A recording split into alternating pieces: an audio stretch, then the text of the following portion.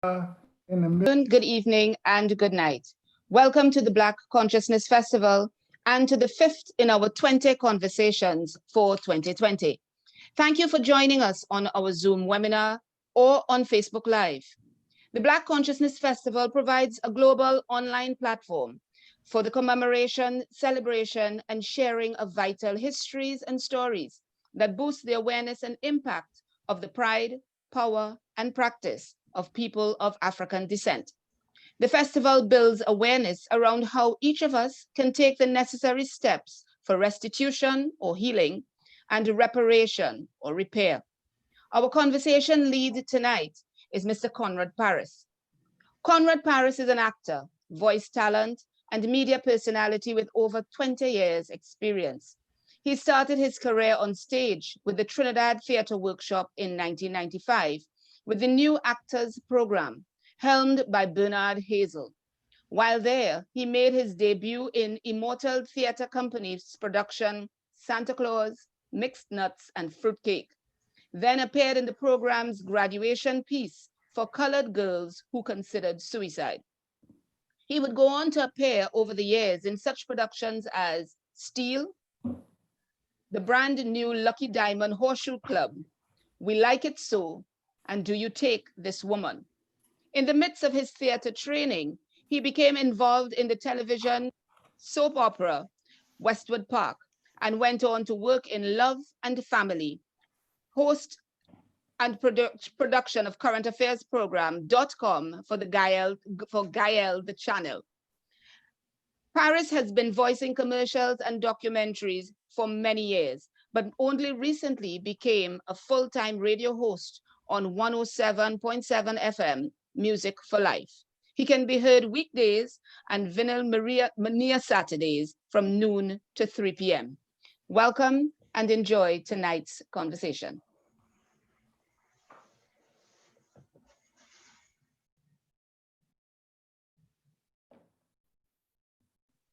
Conrad, you're on mute. You need to turn on your mic, please. Thank you. Can you hear me now? We're hearing you now. All right.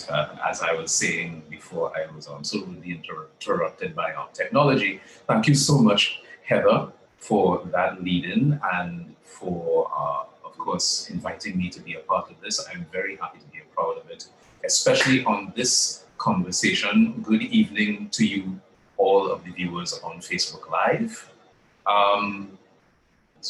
That, you know, for being a part of this Black Consciousness Festival, where we are about to talk about Afrofuturism 2.0. Some of you may be thinking that, well, you know, I wasn't aware that there was an Afrofuturism 1.0. Well, we are going to get into some of the nitty-gritty of that with two very esteemed guests with whom I'll have the pleasure of conversing, or rather with whom I'll have the pleasure of educating me. Because I have questions and I expect and welcome that they will be brimming with information and answers and possible solutions to the problems that we face so that we can have a clearer vision as to what Afrofuturism 3.0 could look like. Let's welcome to the stage, if you will, Drs. Reynaldo Anderson and Dr. Dike Okoro. Thank you so much for being part of this conversation, Drs. Anderson and Okoro. Thank you. Yeah, thank you for inviting me. I'm very Thank happy that you sent me the invitation. Thank you for the invitation. You are very welcome. Now, for the uninitiated who might be curious, I will ask this of Dr. Okoro. Could you define what Afrofuturism is for the uninitiated? Well, Afrofuturism can be looked at from different points of entry, but for me, it is a cultural revival of Blacks or people of African ancestry, especially Blacks from the African diaspora. And when I use the word, when I say many points of entry, you can look at it from a historical cultural or philosophical or scientific point of entry to establish that very area of definition of what it means to people of African ancestry, especially of Black African ancestry. So again, when I say cultural revolution or revival, I'm looking at technology, the oral tradition, which again goes back to mythology and just the way orality influences coming from the African culture has its effects or residues worldwide, irrespective of what might have happened at some point in history. And when I say at some point in history, I'm going back to the Berlin Conference of 1884, which specifically had to do with the partitioning of Africa. And what we are experiencing today in terms of music, art, the arts, comic, television, and the film industry, Yes. for example, Black Panther, Yes. those are all forms of revival, cultural revival and revolution to claim or reclaim that Afrocentric aspect of the richness of Black culture in the world. So that is how I would approach Afrofuturism in terms of definition. And while listening to you, I was just thinking about a king who was taken away from a place that is close to a river state in Nigeria. Mm-hmm. I'm talking about King Jaja of Opobo, who was taken to St. Vincent in the Caribbean as a slave. And he fought for his freedom, and at some point he decided to stay there and established a new community.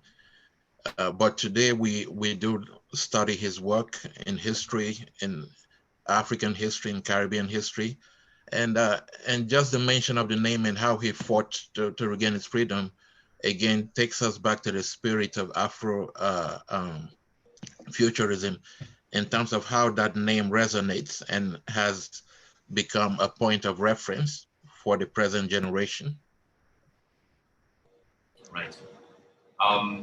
Now, in light of that provides a very good setup for version 1.0, where we saw the development of that, where a lot of very brave and enterprising people in various aspects, various disciplines, fought for their own freedom and for the freedom of their community. Now, I want to take a little step forward before we step to the present. Let's take a little look at Afrofuturism 3.0, and Okay. I would want Dr. Anderson to chime in here. You mentioned earlier, Dr. Okoro, the influence of Black Panther, and I believe that a lot of people would take the Black Panther example as the epitome,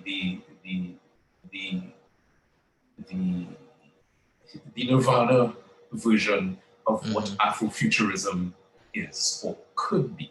So, Dr. Anderson, if you could give us a lay of the land in light of what has gone before in Afrofuturism 1.0, give us a lay of the land of where we are now. How many hurdles have we overcome? How many dreams have been fulfilled now that we are in the second version of this revolution? Okay.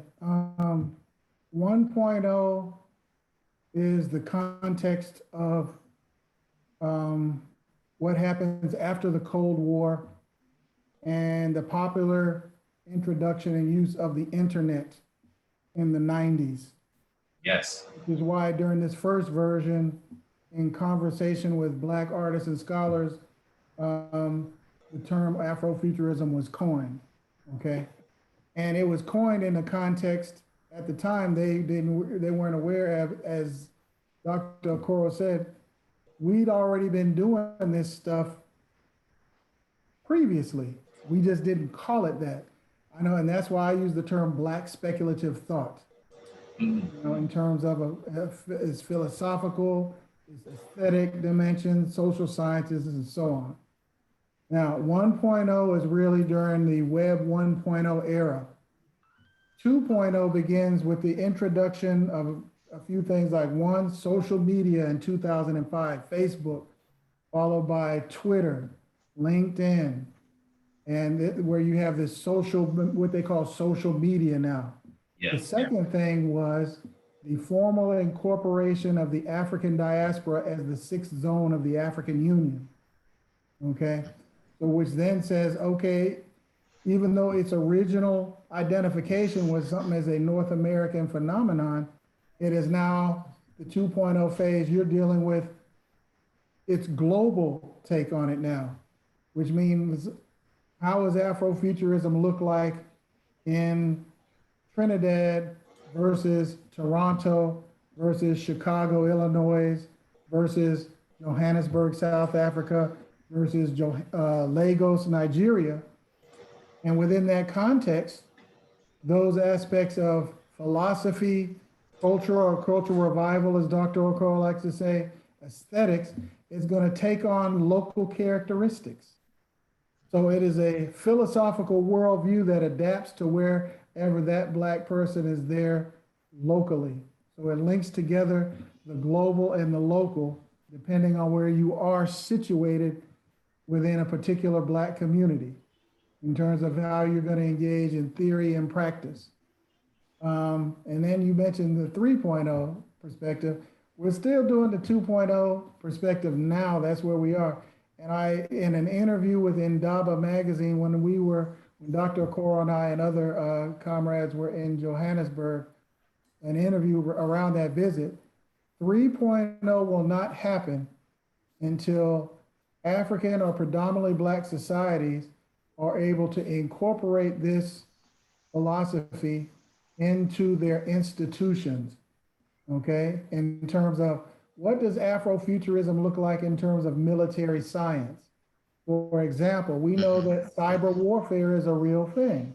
Yes. So, all right. So borrowing something from the Caribbean. So if I'm a leader of a Caribbean country, I'm thinking maybe Jamaica, maybe I want to develop the Obeah virus as a form of cyber warfare protection. It's a virus. Careful, Dr. Anderson, careful. I mean, I'm saying because each culture will name its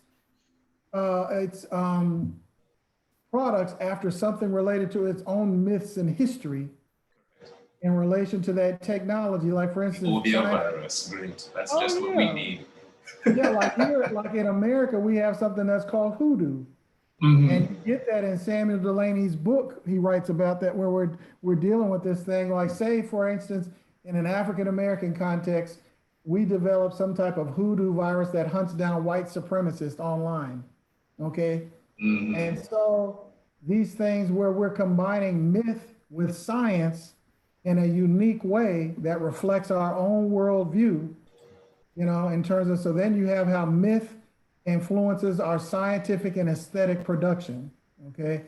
So we spend time being true to ourselves rather than trying to become better copies and images of the former oppressor, okay? We begin to have the confidence and awareness that we come with our own things to the table rather than trying to always get stuff from somebody else's dinner table.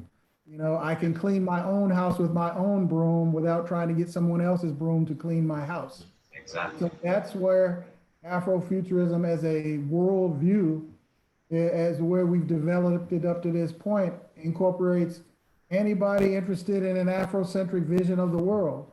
Like I had to explain to somebody, I said, to me, Pan-Africanism is basically the foreign policy of Black people.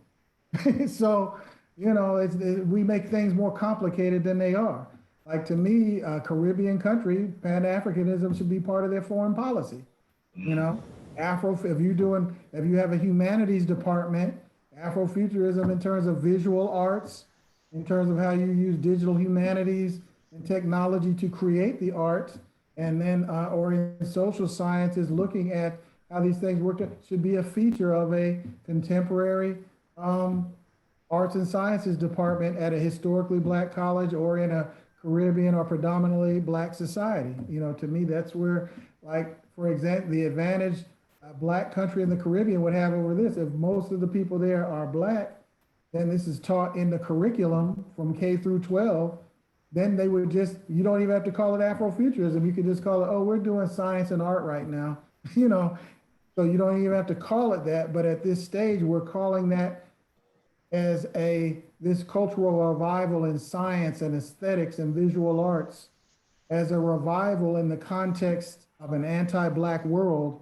We are declaring that this is necessary, or this is an antidote to some of those problems. Right. Now, it's interesting that you bring up the Caribbean perspective, because I can tell you a little bit about that. We are having our own challenges here, trying to get out of the framework that was presented to us within education, for example. There are still some inaccuracies with which we have to battle in school curricula, etc., etc. So, you know, you would think that perhaps in a more Black and brown dominated culture that we would not have those problems, but we still do. So, but I think that even though we may have very different perspectives on the same issues, that perhaps there could be and should be a sharing of information, a cultural understanding among the different sectors of the diaspora. Would you agree, Dr. Okoro? Oh yeah, I would agree with that, because go on, Doc. Go on, Doc. Okay. I would agree. Again, I like going back to history as a guide. Sometime in 1977, there was a festival that was held in Lagos, Nigeria, called Festac 77.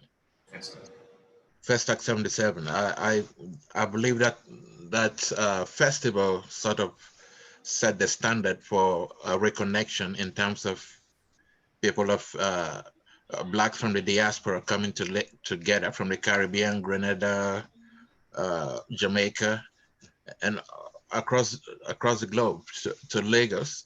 And what that festival did was, again, to reconnect and celebrate Black culture, African culture. And going back to what Dr. Anderson has said about 1.0, I look at, when I think of that festival, I'm thinking they may not, probably did not call it Afrofuturism, but it still had elements of Afrofuturism. Why? Because it sort of set the standard for what we are dealing with today.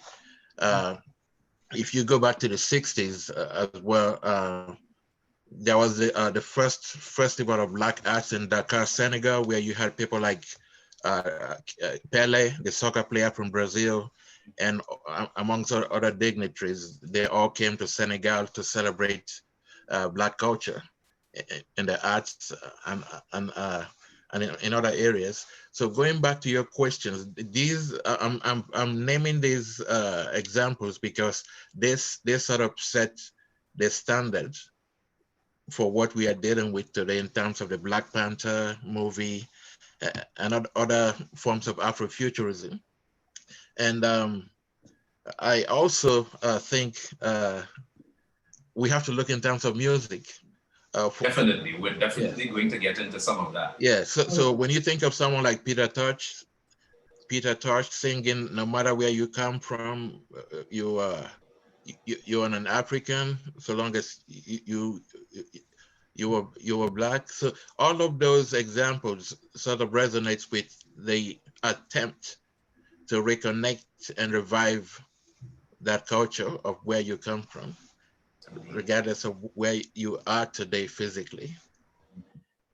Now, what essentially you're talking about there is Black consciousness, which is the theme of this festival. Now, Yes.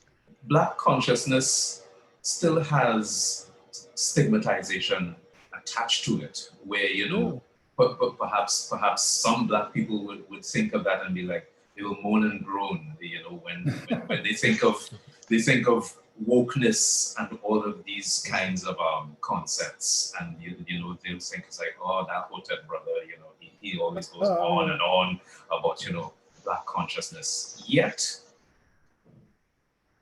looking at it from a social media perspective, I feel that, you know, in the wake of particularly this year, but in years past, you know, where we look at hashtags, say their names, where we look at the instances of George Floyd, Sandra Bland, and Botham Jean, as you mentioned, and all of the protests that surround that, and the court cases that come out of that, and the judgments for better and for worse that we see from those things, which, you know, give us, you know, tiny little beacons of hope, or they raise our ire even further.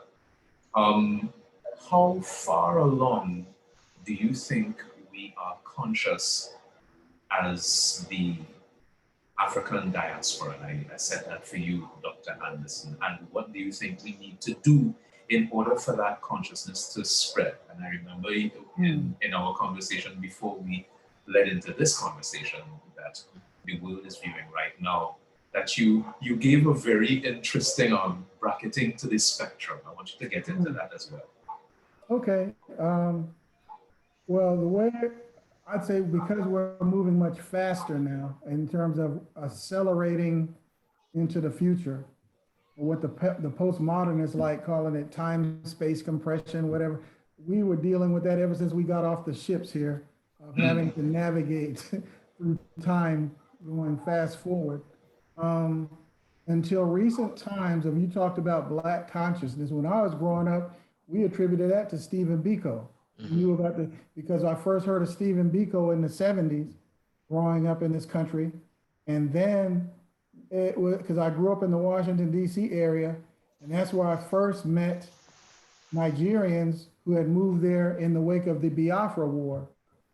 And I remember my dad, we were going to eat dinner with this Nigerian family. I had never heard of fufu, but but we all spoke English. So we're sitting around talking, and I heard them say, yeah, and they mentioned Biafra, and I didn't know what that was till I got older. And so this idea of Black consciousness emerges in the context of what we understand as modern Black consciousness, emerges largely between 1945, 1990, in terms of the anti-colonial struggle and the civil rights Black power movement. And that is where I think you had a framework where the diaspora and Africa could communicate, understanding that they were mirrors of the same thing, that the struggle of our brothers in Africa was linked to the struggles in the diaspora up until, and so that goes from roughly the 40s up until the freeing of Nelson Mandela.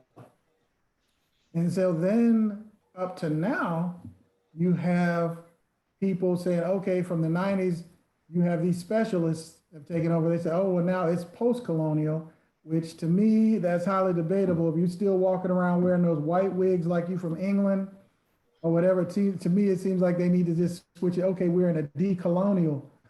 It needs to see some more decolonization.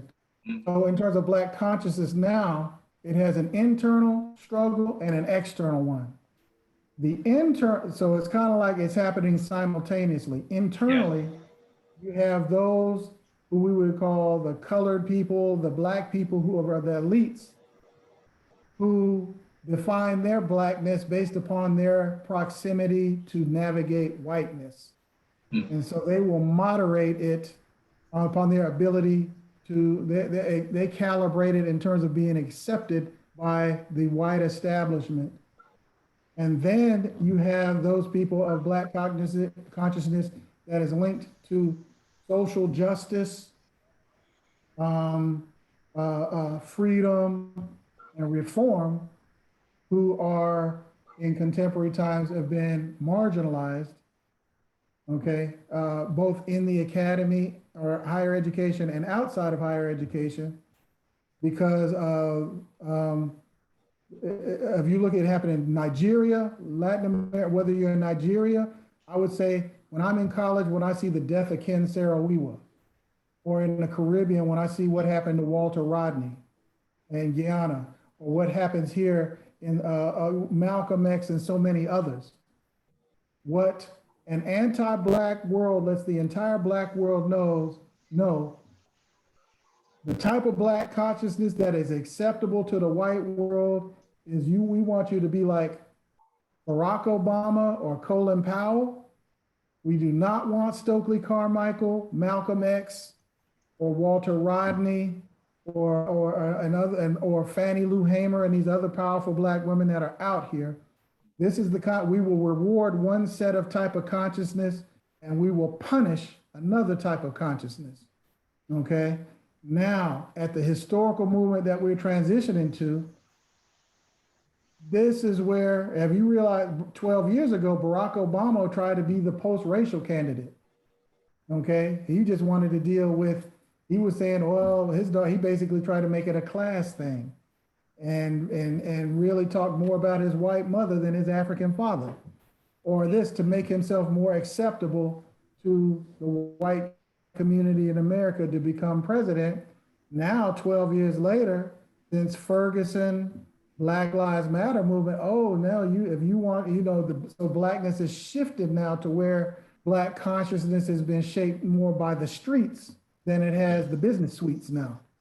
So now that's the moment we're in now where we're negotiating what is Black consciousness 2020, and then what does it mean that we put 90% of our vote behind someone who in Trinidad would probably be identified as Dukla, but in her narrative in this country, she said she related to the Black community talking about a little Black girl having to get on a segregated bus. And then her mother, she said her mother telling her, yeah, I'm your mother, but in this country, they're gonna treat you like a Black person, okay?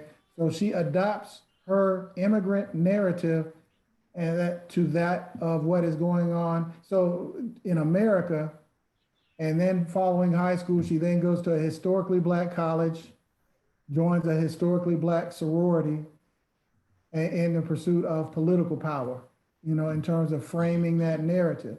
So now we're now internalizing now, okay, we've dealt with the Caribbean context, the African text. So what does it mean when someone is Black in India? How do we calibrate that? We have in our history people of Indian descent who have been prominent in our Black history. For instance, what they call one of the four horsemen of the African Methodist Church was an Indian gentleman named Paul Quinn. He was a dark-skinned, dark-complexioned Indian who came to America in the early 19th century, and he pastored so many churches and created and built so many African Methodist churches, they made him a bishop. He was a great evangelist. And so most people don't realize one of the four people who built what we call Black Church in America is a guy from India, okay? That's amazing. And his name was Paul Quinn. And so I think the narrative now is, how have people who are of Indian descent, how have their histories intersected with our own in positive ways? Going from Paul Quinn, and then recent scholarship cites some questionable things in terms of what Gandhi really felt about Black people, and so we're really interrogating all that stuff now, because in kind of everyday terms, Indians and Black Americans in this country don't really socialize that much. Yeah. They are the regular everyday Black American looks as an Indian immigrant as someone who's a beneficiary of our struggle here in this country for civil rights. They did not have to go through the civil rights struggle to enjoy the benefits of American society. They came here with their degrees or whatever, and the laws were changed because the immigration laws changed when my parents, who had marched and all that, because that was the biggest thing that transformed the country. After my father and them in Mississippi, they get the civil rights laws changed.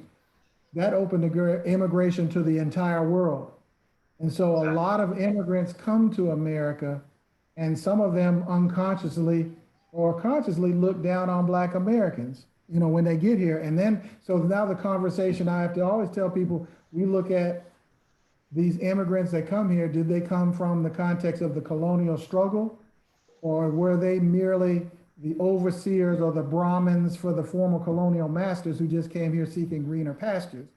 Because in a colonial context, you had plenty of people that cooperated with the British, French, and so forth, the colonial masters, to oppress their own people. And so they already came here with a negative view of Black people when they got off the boat or off the plane with their shiny new visa. And so that's kind of the discussion that's happening now. And in the immediate context of last week, when the majority of Cubans voted for Donald Trump, they're now in the discussion now to disaggregate what Latino means. And that's why I always say the Mexicans and the Puerto Ricans are political allies to Black Americans. The Cubans are now, they're referred to as white people who speak Spanish, who are Spanish speaking, who, to a certain extent, a lot of them were the oppressors that were kicked out of Cuba by the revolution. So they culturally associate more with the white elite in this country than they do. Imagine that. I don't think that that's what Messrs. Castro and Guevara fought for when, you know, at that time when they went up against Batista. But you mentioned something about the Indian company, the Indian contingent, and recently, you know, I've been looking at a show that's now been cancelled on Netflix called The Patriot Act, hosted by Hassan Minhaj, and he actually did an episode where he spoke directly to his people, he being Pakistani American, where he spoke to his people directly, reminding them, his parents and that generation, that the reason that they are here is because of the civil rights movement in the United States, and that is the train on which they rode. So that now is the time for them to show their gratitude, not just by standing up and folding their arms when they're seeing all of this police brutality take place against Black people. But, you know, this is the time in which they should really join in the fight, in letting them, in letting their presence be felt. Now, I say that to get to this point where it's obvious, at least it seems to me, that we can't necessarily do this alone as Black people. That, you know, we need to establish our allyship.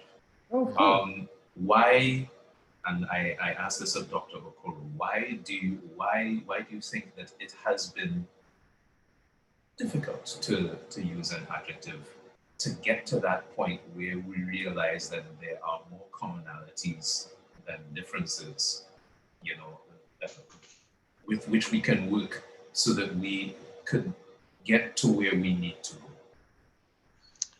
Thank you. I think, again, we have to look at history. I would say a major point of reference for the difficulty might emanate or stem from the fear of returning to the source. And I will explain what I mean by returning to the source. For example, Edward Kamal Braithwaite remains a major world author and writer.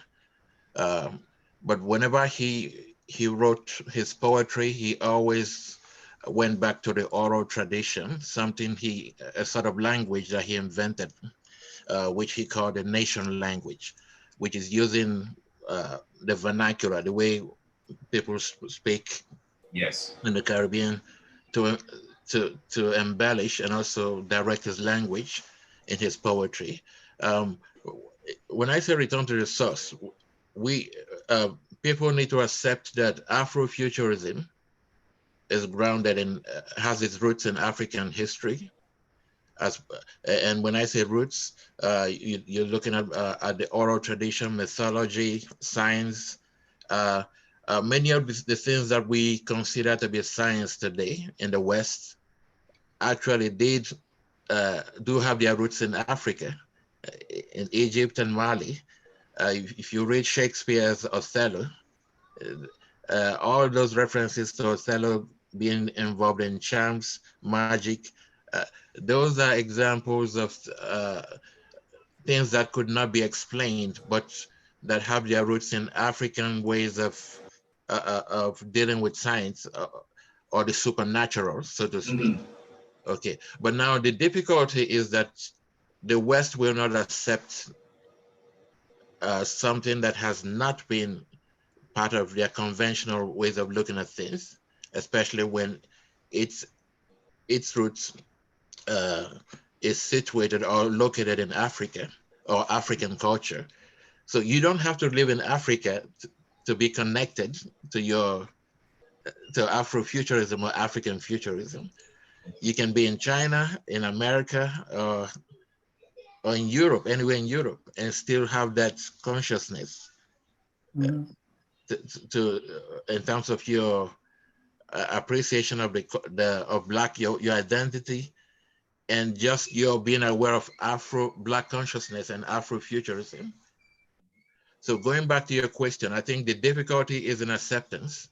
We have not gotten to that point where whether you are white or Black, you have to accept that this ideology has its roots in an Afrocentric or Pan-Africanist way of thinking. This has nothing to do with technology was discovered in the West, and we have to approximate some kind of let's say allegiance to the West in order to gain validity. Okay. So right. I think, yeah.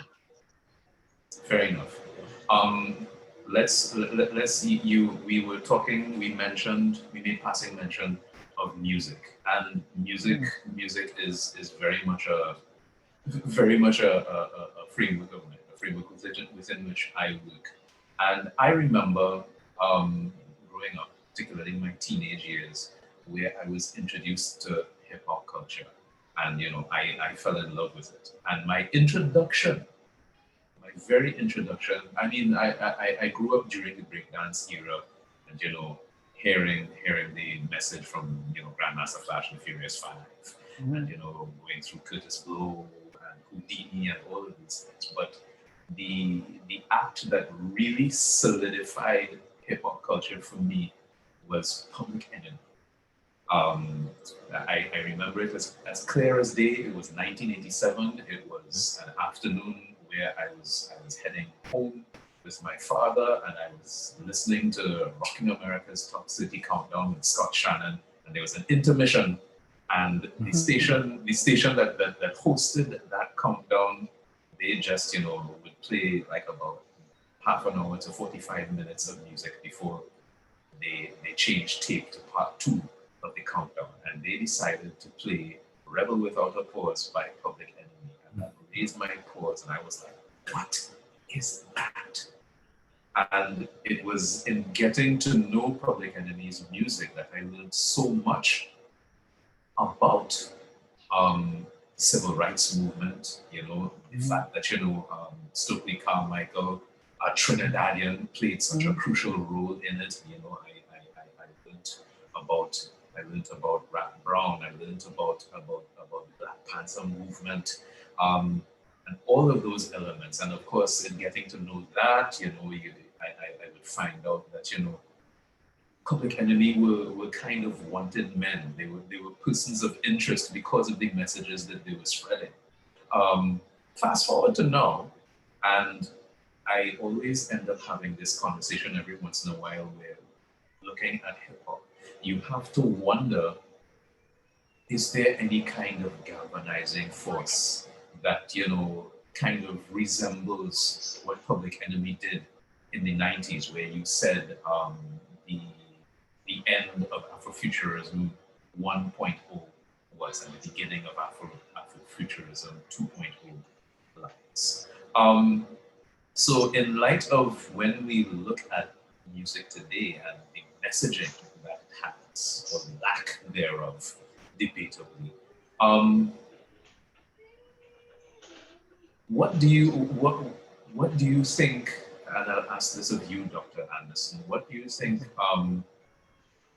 gave rise to this, and what can we do to perhaps steer it back? Definitely keeping in mind, of course, the power of social media and the power of music streaming, where the music industry has changed completely, and people can just channel different schools of thought. Yet, there is this purveying concept where you look at Black music, for example, and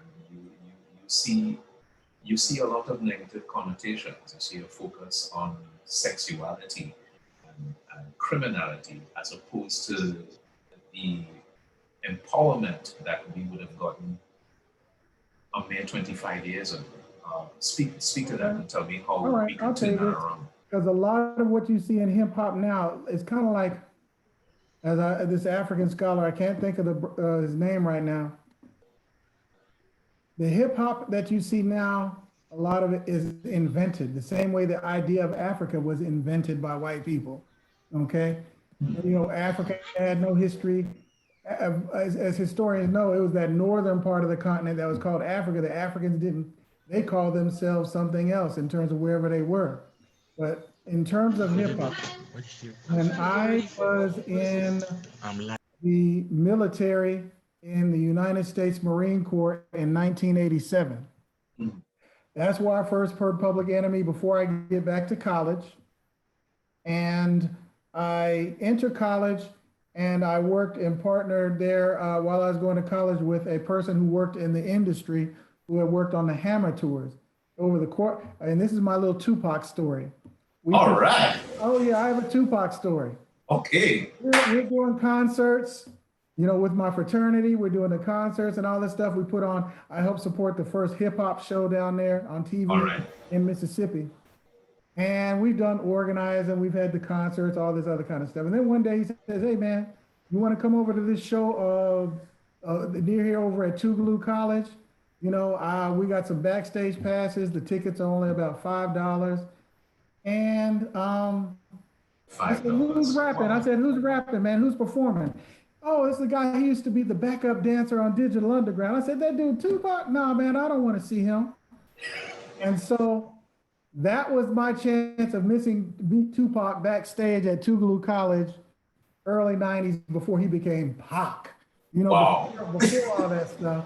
And that was one of my calls. So I remember, and you've probably heard of the rapper Future, who's out now. Yes. My guy, Butch Harfield, who I was doing these shows and promotions, comes to St. Louis years later. I'm here as a professor now. He's at the airport. He's on the promo tour with Future. And he calls me, he said, hey man, meet me at the airport. I want you to meet this new guy I'm taking on tour, Future. So I go to the airport out here in St. Louis, and I see this skinny black dude wearing like a little Michael Jackson coat on, wearing his shades at night. And I walk up to him, and Butch introduced and said, Future, this is an OG in the hip hop game. I want you, his name is Dr. Reynaldo Anderson. He's a professor now. And we shake hands, and he did not come across as he was not that impressive to me in terms of demeanor or whatever. But of course, as history records, he's one of the prominent rappers for his generation dealing with the genre now.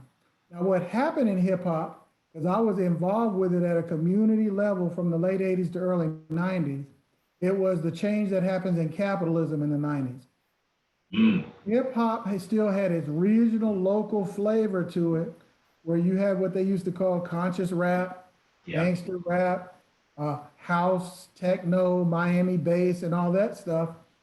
And so what happens, I always tell people as an American, I always say the golden age of hip hop is from 1987, and it ends with the death of Tupac in the mid 90s, because that's where corporate money changes in capitalism, where you see labels that are bought up as part of larger conglomerates make the conscious decision that this is the type of Black music that we want promoted. So, and then so they go and exploit some of these people that are poor or whatever from backgrounds. They don't know how this stuff works. They say, oh, this man, they want to hear this, then I'll say that.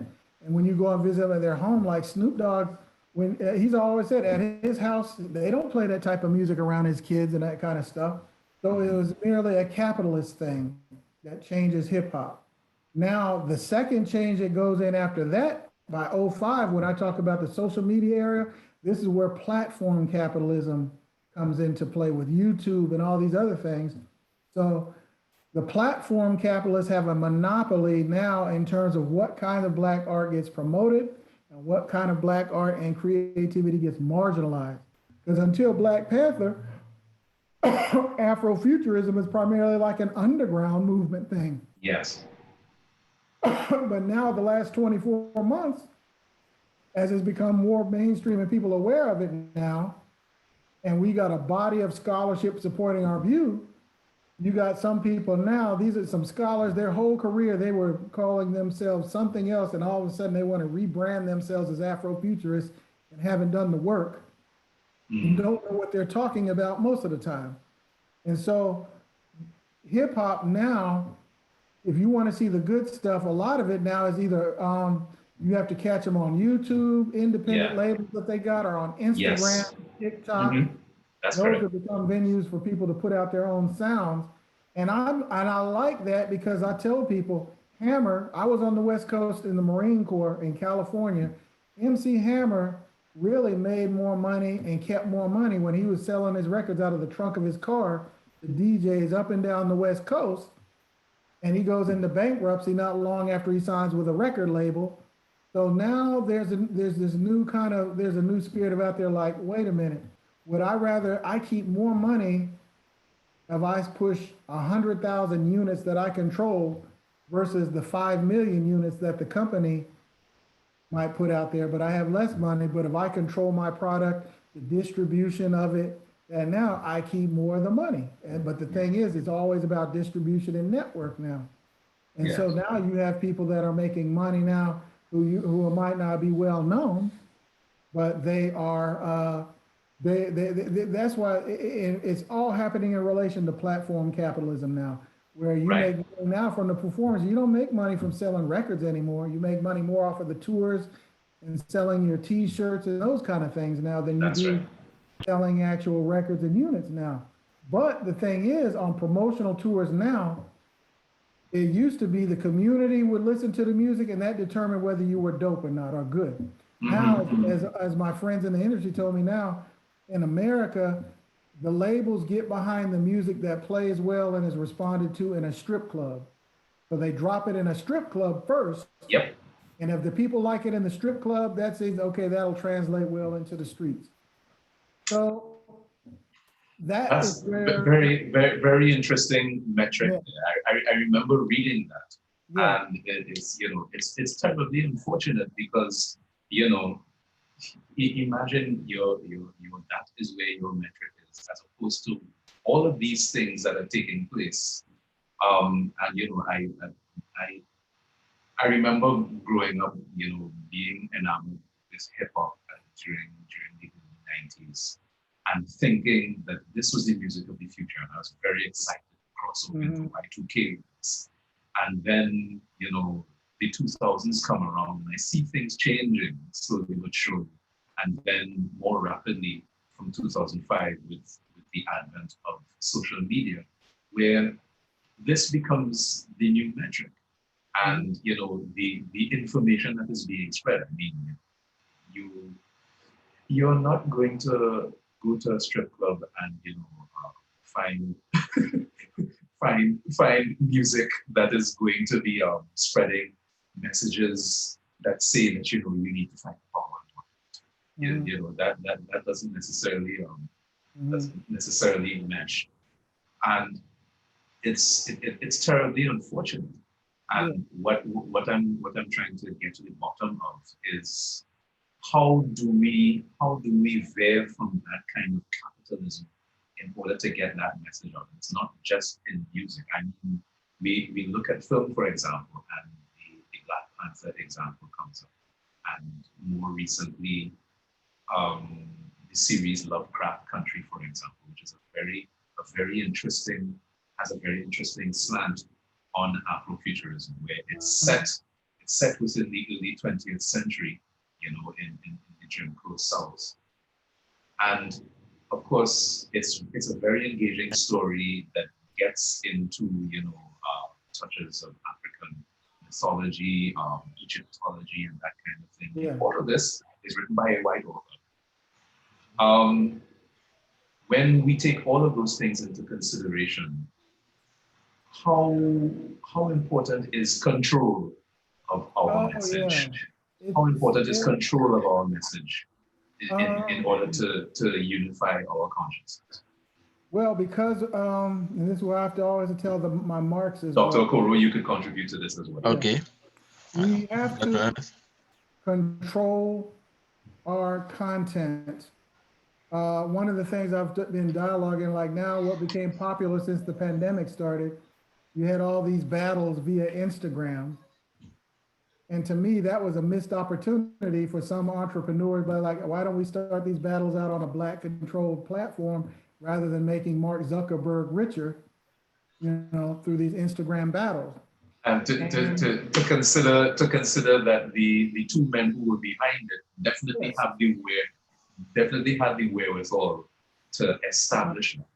Like for instance, what we're in discussion up with here now, like for instance, Zoom has made so much money from, like we're using Zoom right now, but a lot of my Caribbean brothers in Canada are talking about, the move is going to be for us to move over to Jitsi, okay, which is a free platform to communicate, and it's a secure platform to communicate, because Zoom is going to start charging more money now.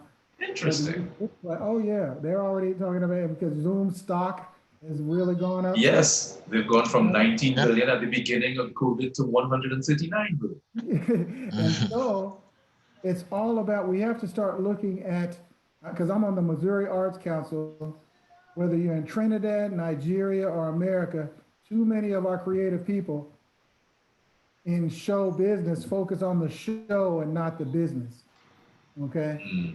For me, like for instance, me doing this platform with Trinidad now, because I consider this part of social justice and freedom, yeah, I'm gonna do this, I'm not gonna charge anything, but yeah, if Harvard asked me, oh yeah, they gotta fatten up my wallet a little bit before I engage with them, sharing this information and knowledge with them. And so we gotta understand the relationship between knowledge and economics, and what's the purpose, what is the knowledge in this knowledge economy, what is it supposed to produce? And some of that is related to family. And I was sharing during a lecture I did today that if you don't understand how to have a family, you don't know how to build a neighborhood. And if you can't develop a neighborhood, you can't develop a nation, okay? And those things are still important, because right now you could say the neo-colonial project in creativity is to extract Black creativity to sustain Western comfort, in terms of what it's used to, in terms of marketing products, which is why one of my critiques of the Panther movie was, they, Killmonger, who was really the revolutionary, is made to be the villain, and the CIA man is the hero. So you take a product of Panther and Wakanda in this Black utopian setting, and they still try and find a way to let a white man be the hero. And I understand that as a mature intellectual, that's probably what they had to do to market it around the world. But yeah, I told people, yeah, I understand Killmonger as a military person. That's the first thing you go in a country. You get rid of the local cultures, stuff that you think is ignorant, and keeping them under control of the monarchy, and you wipe that, you lop the head of it off, and you put in a new system. Yeah. And so that's why I had African friends that read Killmonger as the revolutionary, and then people in the West, oh, he's so abusive, he's so whatever. Well, revolutions are not nice situations. No, they're not. Rough and tough stuff that's gonna go on. Yeah, and we're realizing that because we're in the midst of a revolution.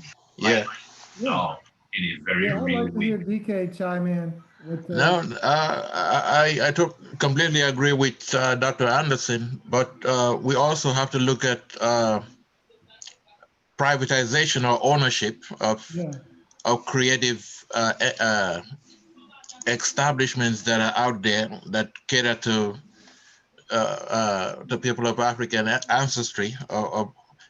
For example, we have Jay-Z's Rock Nation, which essentially reached out to many young athletes from Nigeria, Germany. These are athletes who are children of people of African ancestry from the Caribbean and different African countries. They play for many some of the best soccer teams in Europe. But when they have a representative such as Jay-Z's Rock Nation, where they can have someone who can help them set the path straight, as opposed to just being out there and getting carried away by all the glamour of being a professional athlete. And at the end of the day, they start, when they don't have that investment or have a sense of direction, then they might get lost in all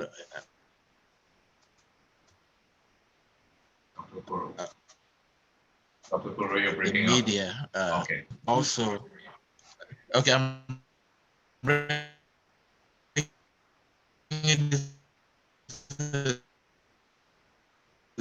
Yeah, some things were going so well. To also mention Right. to revive his career.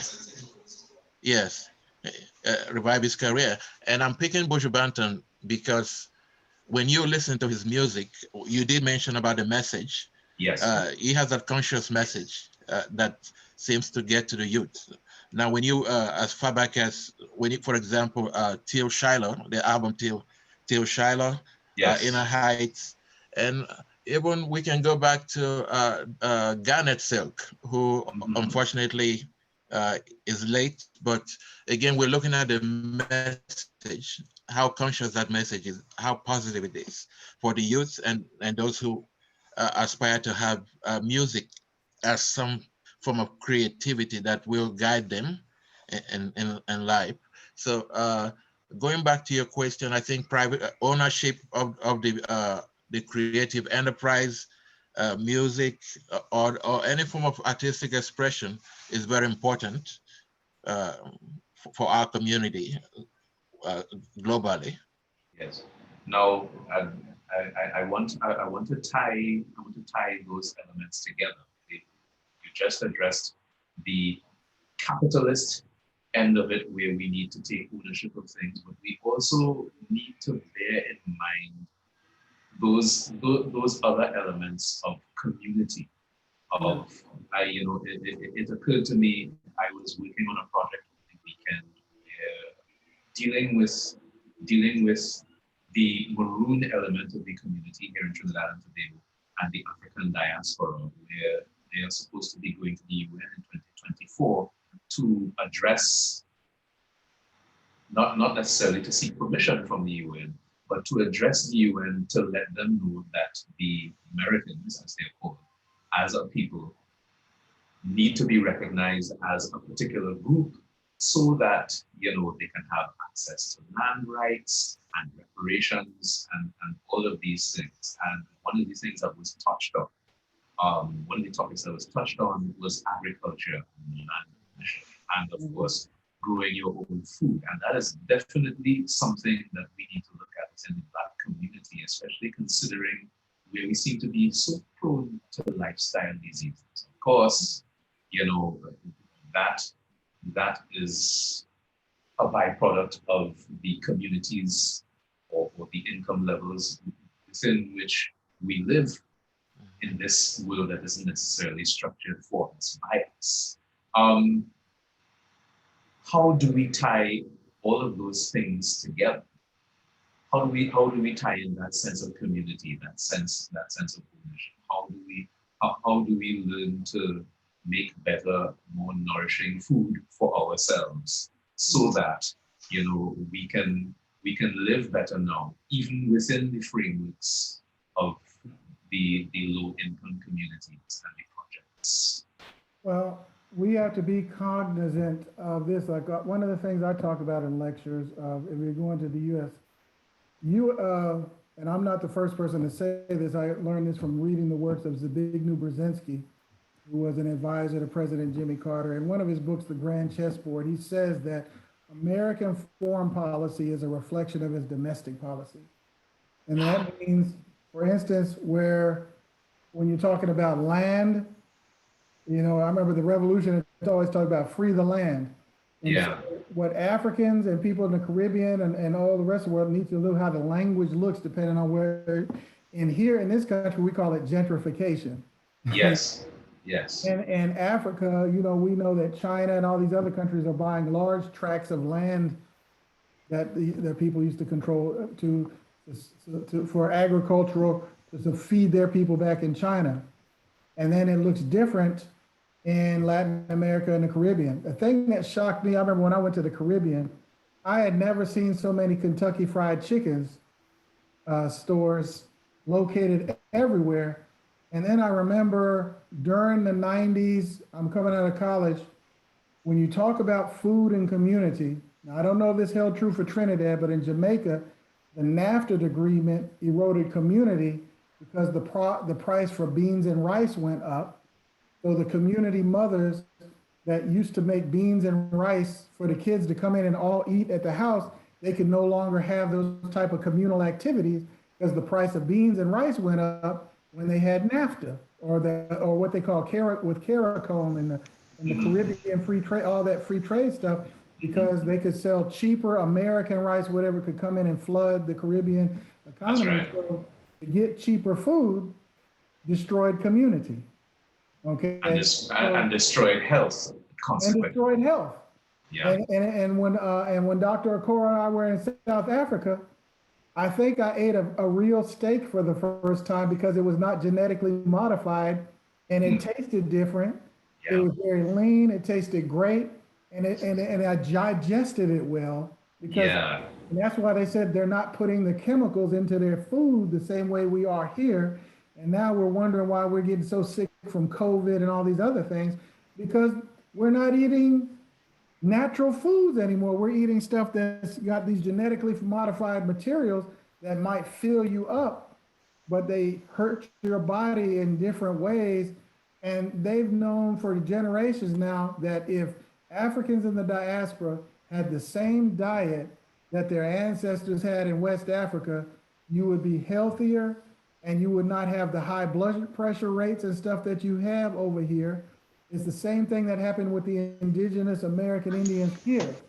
Yes. For 100,000 years, they're eating, if they had meat, it was buffalo, deer, or whatever. And then they give them all this highly concentrated fats and all the rest, and they got high rates of diabetes and these other diseases because they're not on the same diet that their ancestors were on. Correct. And so we have not taught ourselves that there's a relationship between the food you consume and community. Like it's kind of like the movie you may have seen back in the day, what they called the movie Soul Food. Yes. Where you have your mother, the matriarch, fixes all this food and the family gets together. And now, soul food really was slave food. That was food that we fried and put spices in it to make it taste better, and so that's what I'm saying. So food is intimately connected to community. And that's why one of the things my family during the pandemic, we really worked on what we consume in our diet because we're spending more time together and we're actually having these kind of conversations. And we're looking at things related to dietary habits and practices. And then, so that discussion, this pandemic has really kind of slowed us down a lot to really reevaluate some things during this pandemic here. And I hope that conversation is going on in the Caribbean and Africa, whatever, in relation to this pandemic, or the relationship between land, freedom, diet, community. I think it is. I think it is, especially as I said, the weekend I was working on this project where we were talking about that. And I know here it is is of particular interest. There's actually a line in the script that made mention that when we had the Black Power issue here in 1970, and there were it was opened up to black workers becoming more a part of corporate Trinidad and Tobago. So there was the advent of more Black people flocking towards these white collar jobs. Yes. And fewer people tending to land like they used to, for example. And there was a stigma attached to that way, a black farmer, but farming as a Black person is poor people thing. So we shouldn't do that anymore. Dr. Okoro, is there anything similar to that on the African continent that you would recognize? Yes, there are a myriad of examples. One thing we have to realize is that when we talk about and speaking about of land, just the physical space itself has a spiritual entity aspect to it. People are connected to land spiritually for the benefits that they get when they plant food and they harvest their crops. So, but then when we're speaking about, when we're looking at the African aspect, you also have to realize that historically, the IMF, the International Monetary Fund, yes, has not been fair with many of the sub-Saharan African countries rather, in terms of the debts and also allowing them to have like privatization and independent ownership, so to speak. So, right. And I'm bringing this example to tie into something that Dr. Anderson had mentioned. Today, you have the Chinese all across the continent handling like owning so many businesses that in terms of land, etc. New colonization. Yes. Sorry? Yes. So you could imagine if the Africans own those companies, the tobacco company in Malawi, for example, when they engage in deforestation, they are in a sense polluting the environment. That's why today in Malawi you have another form of eco consciousness, whereby you have people who live in the villages, but they have their land, some form of encroachment. Their land has been seized by the government, and that land is being used for tobacco export, like producing tobacco and exporting tobacco to the West. Now, there is also in Malawi the destruction of the hillsides. Again, I'm speaking in terms of the physical structures. Now, when I'm talking about it, what I am talking about has to do with the discovery of niobium, which is used in making jewelry, a product from the earth. Right. So these foreign companies go there and they destroy the hills and they carve the hills open. But in the process of doing that, they are exposing the villages or the villagers rather to pollution. Now, at the end of the day, we are dealing with capitalism and another form of colonialism, if you can look at it that way, because they are coming into the country, investing, and just disregarding the effects of what they do in the activities that they engage in the country. They're coming in, taking what they need and getting out. Exactly. They don't care about the locals, their health. And the same thing happens in Nigeria, where you have the oil industry, where they just come in and engage in the drilling of oil. But if you go to those regions where they drill the oil, those are impoverished regions. People live in poverty, abject poverty, no clinics or healthcare facilities. So going back to your point, this is another way of capitalism, like exploitation of the not just the people but the land, and this has been going on. Can I share an Afrofuturist literary example of what you're looking at, Mr. Parris? Sure. Please. There's a short story. It's called The Sale. DK can help me with the gentleman's name. It's about a near futuristic Zimbabwe, and the short story is called The Sale. What's his name? Oh, I thought you mentioned his name. Well, anyway, the short story, The Sale, is situates a near future Zimbabwe where both the United States and China exploit Africa. And what I'm seeing, and in the short story, to keep the African labor force docile, all of the grown men once a day have to bend over and drop their trousers and let a drone insert a suppository to modify their behavior so it keeps social order in the society. And people are like, well, that sounds crazy, it couldn't happen. Here's how it could happen. In the post-COVID world, to keep the global economy, China has already said they will put a lot of their finances behind it. Yes. The West is too weak to stop them, so I believe the West will make a bargain with China. The West has no choice because China has bought a lot of their debt. Here's how the sale can happen. China, we will let you do whatever you want in the black world as long as you keep underwriting this global debt.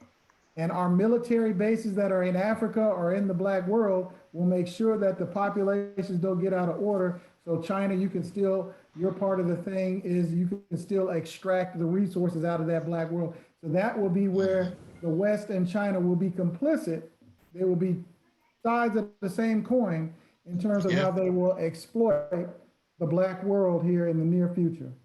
Now, let me ask you this, because this, this is definitely tying to not just capitalism, but politics. And, all of these examples, both fictional and real life, point to the complicity of the governments in the exploitation of their people. Am I correct? Yes. Yeah. How do we reverse that? Because that is going to be crucial to there being unity in numbers in the diaspora. If governments aren't exploiting and selling their people to capitalist powers, how do we reverse that so that we could have a strong African diaspora that can survive in what could be a more positive looking Afrofuturism 3.0? I would say we're going to have a grassroots version of Pan-Africanism from the ground up. We have to realize that the Black elites, whether they speak in pidgin English or French or whatever, are complicit with what's going on. This cannot be a top-down kind of Pan-Africanist thing. It's going to have to be networked from the ground up. As I told people here, several years ago, I was one of the first people in my community, at least here locally, who was criticizing Obama. And to me, future historians will record that you knew that Obama was not for Africa when he allowed the bombing of Gaddafi in Libya, in terms of what happened with that.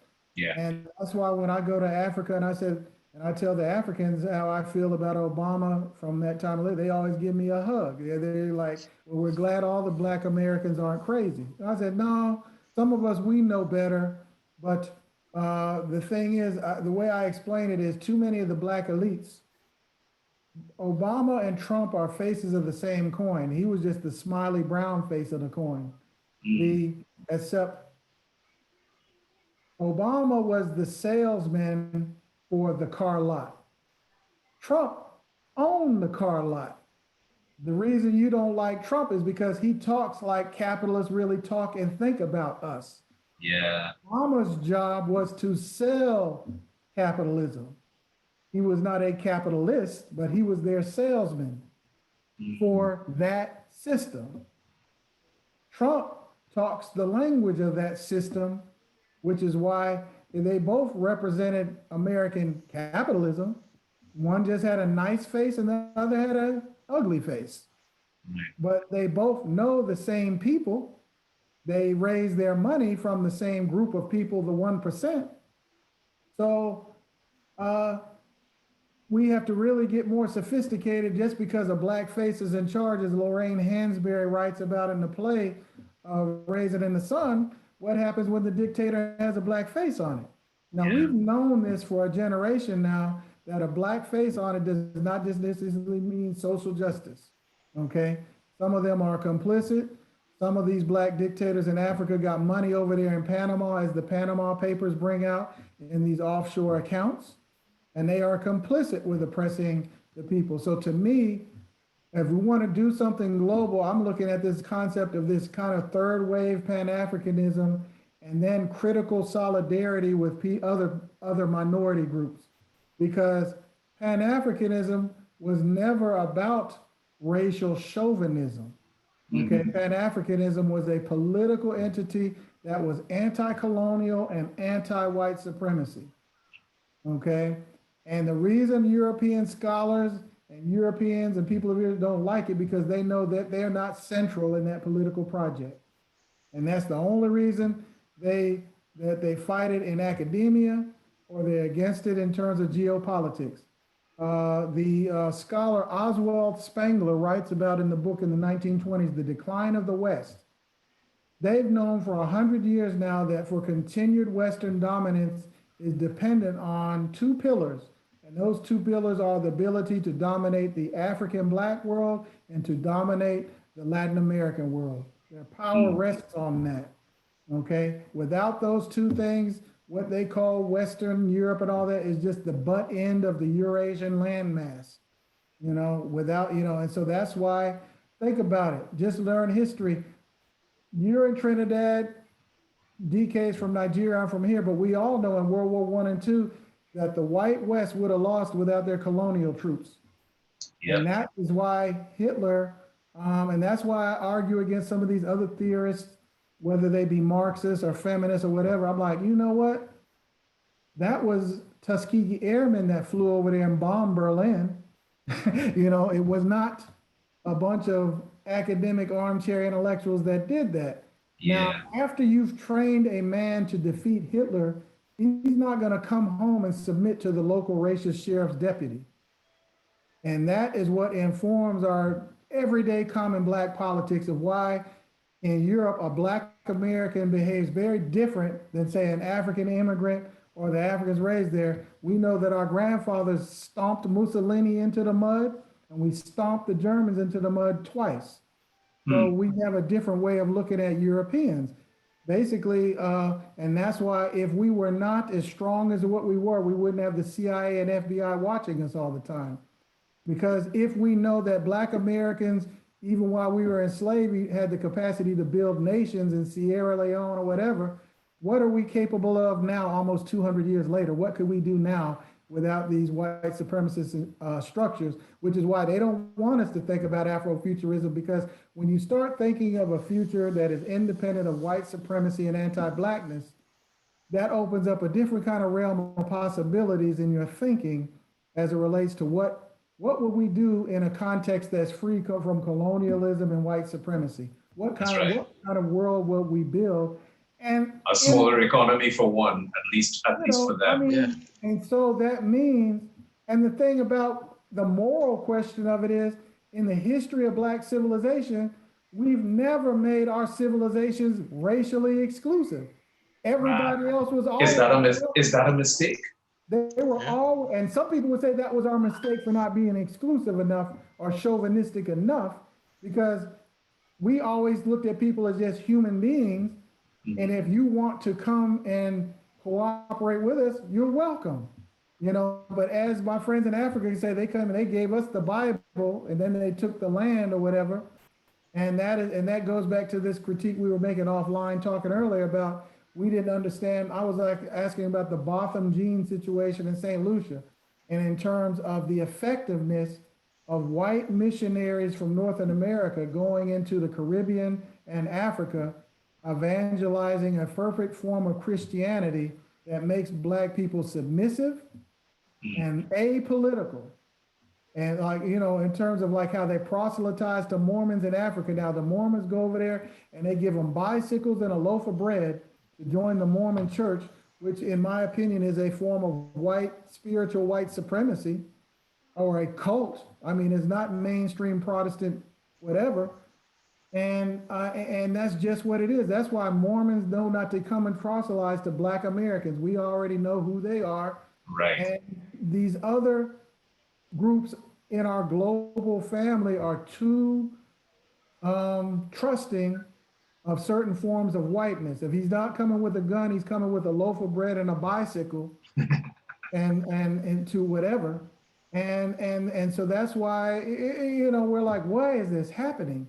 Yeah. Everybody know, if you look at American history, and that's why I understand now why some of my Black scholars around the diaspora saying Black Americans, we got access to better history. Everybody knows the Mormon church, their missionaries are some of the best recruits for the CIA because they spend a few years in Africa proselytizing the language, and then they come back to America, get hired by the CIA because they know the local language and everything else.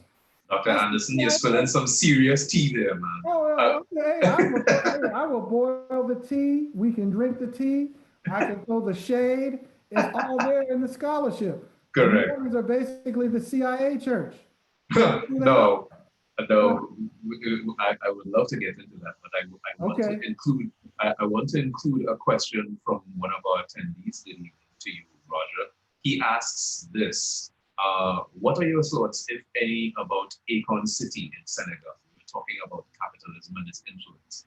And he goes on to explain that Akon City, as you would know, rapper and singer Akon, it will be powered by Akon's cryptocurrency, Acoin, with the goal of being a sustainable smart city and a hub for business, tech, tourism, etc. In other words, what I would like to call, or what I think I heard Akon himself coin, a real-life Wakanda. What are your thoughts on it? Because we are thinking that Akon and his investors are coming from a capitalist view.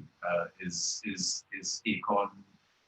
Do you think that Akon is going to have a grasp on that? Is going to be very much Afrocentric and not just to please his venture capitalist investors? Okay, I look at it like this. There's nothing wrong with capital. Because I need capital, you need capital.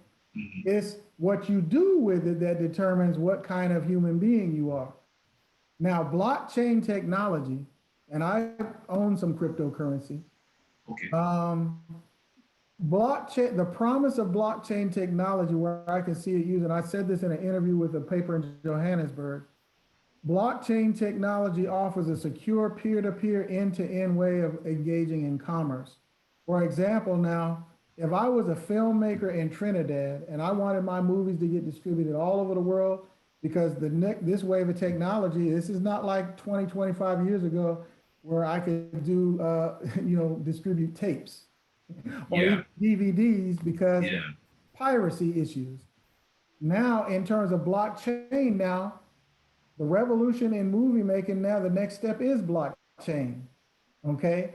The last couple of years now, the technology is in blockchain to where if I have the proper technology, Trinidad, if I were in Trinidad, the government, I would probably put a little money in to try and create entertainment unique to Trinidadian culture via blockchain, because then I don't have to worry about piracy issues, distribution issues, and everybody that has the technology to deal with blockchain can access it, and it's safe and secure from end to end. Thanks for that idea. It's great. We're going to have quite a challenge ramping that into that. And the other thing is, we also know in the wake of COVID, Trinidad and a lot of other countries, they're not going to be able to just print currency during an economic downturn. Now, the West has already decided, the Federal Reserve, there's an article I recommend you all reading, it's called Magic Money.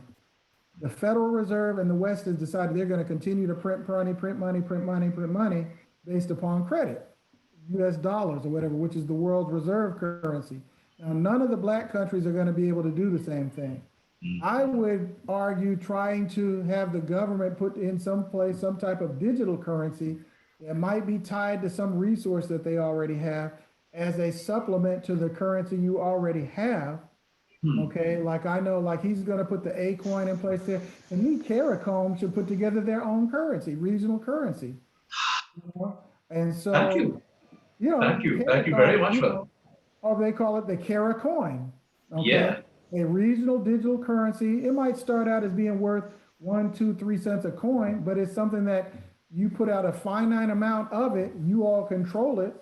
And you can use it to purchase goods and services. If people don't want to use their fiat currency, they can use the CARICOin to engage in commerce. I will definitely take note of that and try to see if I can forward that to people. So that is. I'm sorry to cut you, but I want Dr. Okoro to offer his views on this here, and then we'll probably most likely wrap up because conversation has been lively as I would have expected, but you know, we cannot unfortunately do this all night.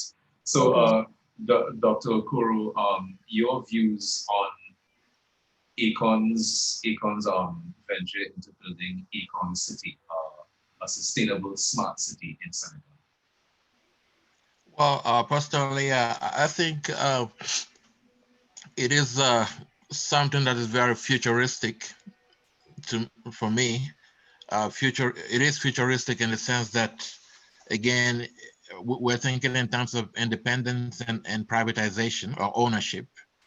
He's not relying on the West or depending on the West, and he is obviously ambitious, but I think only time will tell or vindicate that if his ambition is actually going to be fruitful. But I do see signs of something promising in that he has the capital and he has the backing of some of his business colleagues. So Akon City is something that is again futuristic in the way it's been set up, and I think it will benefit not just people in West Africa or Senegal, but in the long run, it is something that will set a trend that might be emulated by other, let's say, wealthy young people from the community. So they do not have to rely on the government. This is a private and something that will encourage others to follow, so to speak. And I think I hope certainly that Akon City serves as a real life model of how well Afrofuturism can work and how real it can be, instead of being, you know, perhaps even still some kind of nebulous entity, you know, that's just rooted in science fiction. You know, it's definitely something that could turn into reality.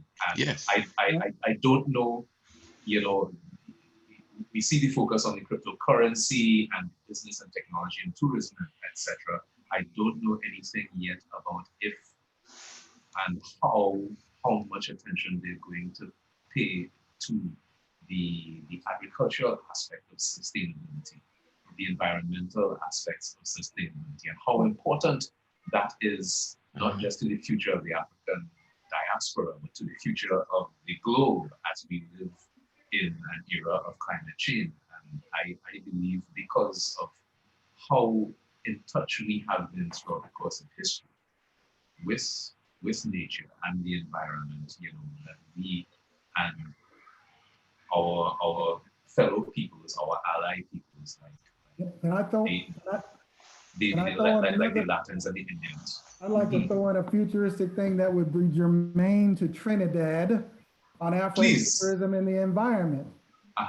This is why Trinidad has to care about Afrofuturism in the context of the environment. Climate change maybe not in your lifetime, but your grandchildren, we don't know what of the oceans arise by what, 10 inches? What happens to Trinidad?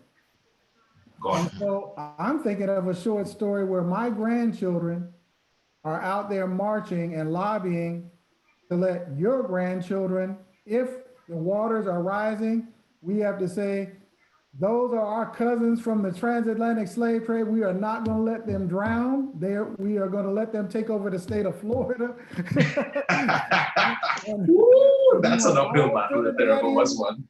Because the ocean is rising, all Trinidadians shall be granted immediate citizenship. And I would argue, because the Trinidadians were emancipated before we are. I mean, because your emancipation was around 1840 something, I believe, wasn't it? 1834. Yeah, that's why you all produce all those. I always said Trinidad has for being such a small island, has produced some of the world's most outstanding intellectuals because they had access to education even a generation before Black Americans did. That's where you get Sylvester Williams, you get C.L.R. James, you get Padmore, you get Stokely Carmichael, and that relationship to global commerce versus ships, because so many Black men worked on ships in the 19th and 20th century. They already had an international perspective, which to me, that's why, to me, the Caribbean should be natural Afrofuturists on a global thing because they've been doing it for 200 years already. So all you do is just really overlaying this fine fiction stuff with the visions of Padmore, James, Carmichael, Sylvester Williams, or whatever, as a way of thinking forward into the future. What do we need to do to survive and thrive for my grandchildren that are yet unborn? Yeah. Dr. Okoro, anything to add to that? No, I think Dr. Anderson is right. What I would say is, again, what I said at the beginning of this program, Afrofuturism has always been there, but it has not been defined, so to speak. So the Caribbean has always been a place where Afrofuturism is rooted, has its roots, but it has not been defined as such. So again, you can think in terms of Edwidge Danticat, from Haiti. Yeah. If you read her stories, those are stories that will take you back to history, to different times in history. But again, Nella Hopkins. Yeah, Nella Hopkins. Okay, or even Derek Walcott. Yeah. So yeah. So, but I do agree. I agree. Yeah. Well, we could we could go all night with this, but we definitely have to wrap this up. Dr. Anderson, Dr. Okoro, thank you so much for taking time to get in on this topic. I believe that our audience has definitely been. Can I make a closing 30-minute statement? Can I make a closing 30-second statement? Sure, no problem. Here's what Trinidad has to do. Every nation has a soul, and a soul responds to the spirit of the times. And Trinidadians are going to have to decide, are they going to merely react to the spirit of the time, or are they going to do like like the Black Panthers and seize the time? You're either going to react to it or you're going to seize the time and not be afraid to seize the time. That's it. That goes back to France Fanon. That goes back to France Fanon. Every generation will have to leave something for itself. Yes. Yeah. Yes. You have to define something for your generation. So those coming after you will, as poet Martin Carter says, we have to be men of our time. The more men we are of our time, the more our time is. That's definitely the motto of Black consciousness in the 21st century, and hopefully it will definitely look something a little different somewhere within this century. Hopefully, do you think that's possible? Yeah. As a last question. Well, good. On that positive note, I thank all of our audience across the globe looking at this. Thank you so much for participating in this. Thank you so much for your questions. Thank you again, Drs. Anderson and Okoro, for providing us with a wealth of information, dropping gems everywhere. And I hope that we can definitely have more conversations like this in the future. And thank you so much to the Black Consciousness Festival 2020 for facilitating this. I'll hand you back over to Heather. And thank you so much, Conrad, for having led tonight's discussion. Gentlemen, thank you very much for having joined us. And thank you for all of those who have joined us tonight, either on Zoom or on Facebook. Tell a friend, tell a colleague, tell a family member about the festival. Our 20 conversations and 20 cultural activities go all through the month of November. Coming up this week, tomorrow, we have on Tuesday, the 10th of November, Chef Roberto Massillon of the famous Port-au-Prince restaurant in Silver Springs, Maryland, teaches us about Haitian food and its history and shows us how to make some dishes. On Wednesday, the 11th of November, you can join us seventh conversation entitled A Space Where Blackness in Art Can Breathe, as Dr. Marsha Pierce of the University of the West Indies discusses the theme with artists Ken Critchlow and Awodia Sampson. On Thursday, the 12th of November, you can join Robin Foster and Martin Mice Raymond as they teach us about soca, calypso, and kaiso beats and rhythms. All of these events will be streamed live on Facebook and on our Zoom platform from 7 p.m. Trinidad and Tobago time. For more information and for registration of our events, check our website, www.theblackconsciousnessfestival.com. Please don't forget to submit the names of your ancestors, the ones that you would like us to remember and honor on our website's ancestral memorial. Thank you very much for having joined us tonight, and we wish you all the best till tomorrow. Heather, are you still there?